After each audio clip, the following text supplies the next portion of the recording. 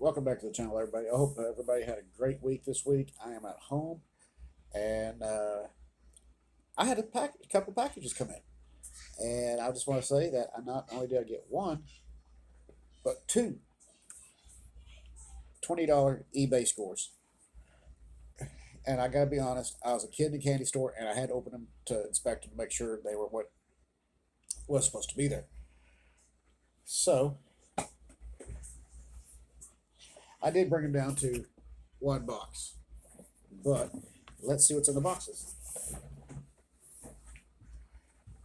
All right. Always fun opening these boxes, especially when you've been on the road.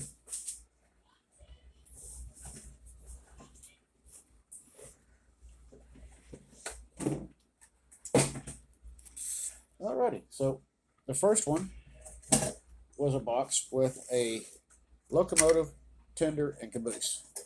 And it came out of a parts lot. And the first one I bought was this little 242, number 242 locomotive. And they said they didn't know if it ran or not. It's missing its little lanterns up here. But it's also missing the side rod. So I gotta see if I can find a junk locomotive. I did test this, and yes, it does run. I was actually really surprised. It's got the little plastic thing up here. I gotta take it apart and clean it. It's got the sliders right here. So this will be like a nice little second locomotive for my O gauge layout. But it also came with the Lionel Lines slope back tender. I will be doing a little bit minor modification to it, add a little grab rail right here, and some up here on the front and the side, just to kind of detail it out. And then the locomotive, I'll do some work on it as well. Not sure what year this one is. It is plastic. Wish it was die cast, but it's not. And it's got metal wheels on it. A metal freight truck. So we'll see. The main reason I wanted it was this shell right here. Was this tin. And we had the Lionel Lines little caboose, number 6017. It's broke right here, so I'll probably use it for parts, unless I can find. Unless I have to get another one, and then I may kit bash the two and make one big scale model car out of this little 027, or I'll just wind up using the trucks and wheels for another project and just, I don't know, sell this off. But I kind of don't want to, because this is a neat one. It's missing its stack as well. But I don't know, we'll see what happens with that one. Next up was in the second box. This is a 1950s O-scale double plug door. She is in desperate need of some repair and some love. As you can tell, she sat somewhere for a very long time.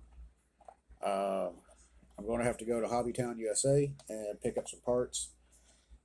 Pretty primarily like wood to rebuild up here. Bring all this back up, which, as you can tell, they're just kind of hanging. I don't know if I can save those or not. I may have to make doors. I don't think these are made anymore, these double plug doors.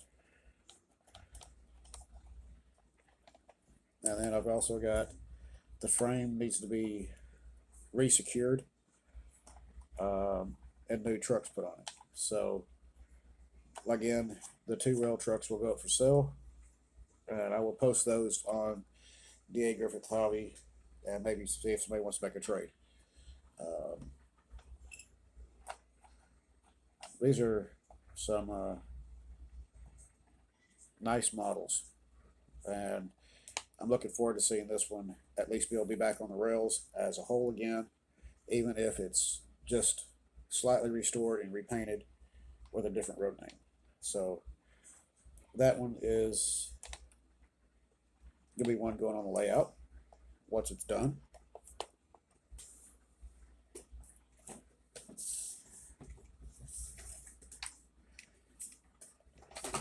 Then here's the next one, another 1950s scratch built O scale. This one is complete, minus two pieces right over here, which I will make. The doors actually do open on this thing. Well, they kind of do, but they're kind of probably old and rusted. But they got the two rail trucks on them, and I will have to, and they are fully sprung trucks, so I will have to change these out.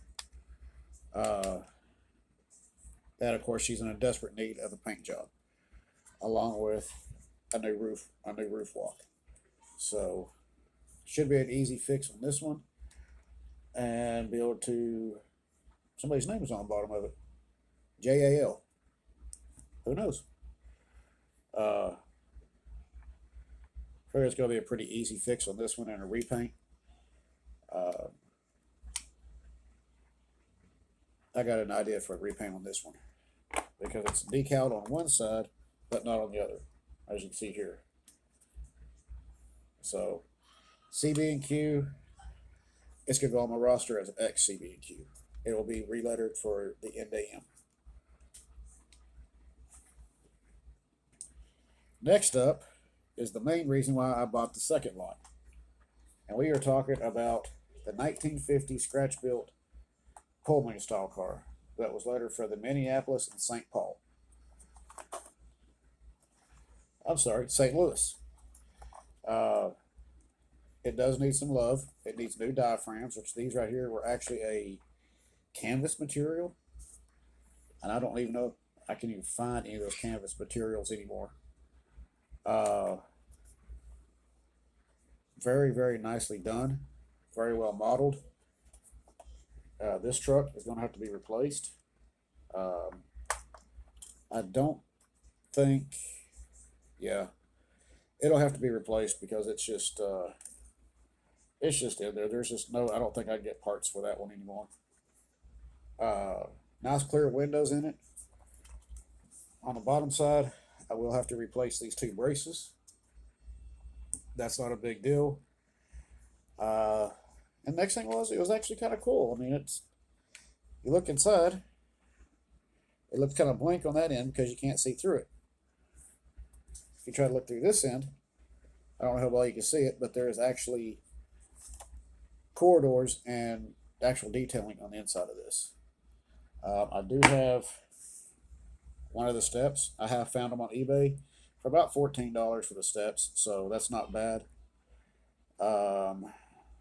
I will replace the trucks with Atlas heavyweight trucks so that matches in, and then look at I don't know if I'll repaint this one. More than likely I will, but as you can see, like right here, the window shades are down, and on this side as well, so that's pretty cool. But yes, this was gonna be like a fine model just to see it back up on the rails again. I'm actually really stoked about this one because this will fit right in with the pasture train I'm putting together. And because this is a rebuild, it will go on a roster list as a X model that has been relettered and repainted. And it too will be lettered for the F&M Railroad and painted in excursion colors. So a little bit of work with this one, but overall, it'll be back on the rails faster than all the others, just because there's really not that much to do to it.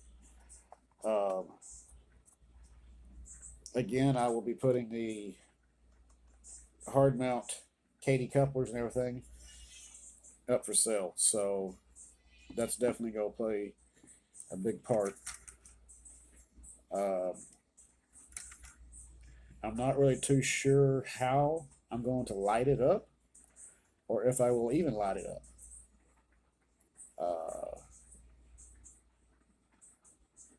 Probably not. I probably will not light it up.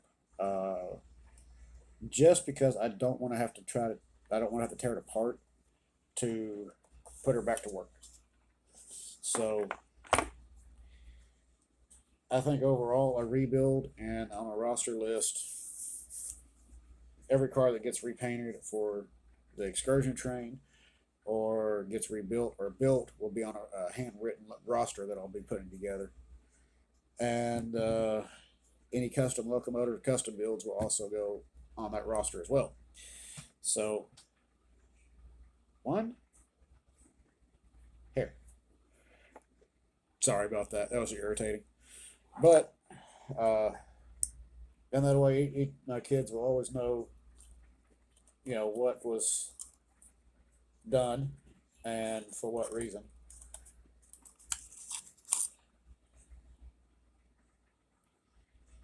Very interesting.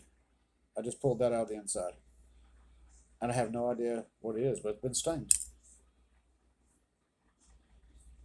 That's so cool, though, that he actually put details in here inside the car. Um, Man, it's going to be a chore to get into there to make sure everything's on the up and up. But I tell you what, these 1950 cars, you can't beat them.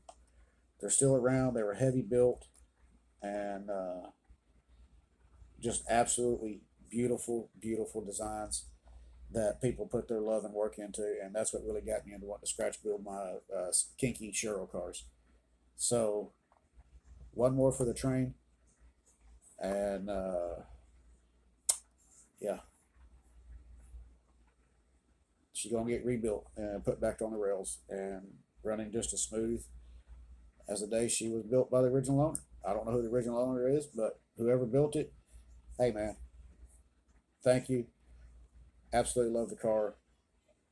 It is a true piece of model railroad history, and that's something that needs to be preserved. So, looking forward to preserving that one and getting it back up on the rails along with several others. We will see what happens here tomorrow.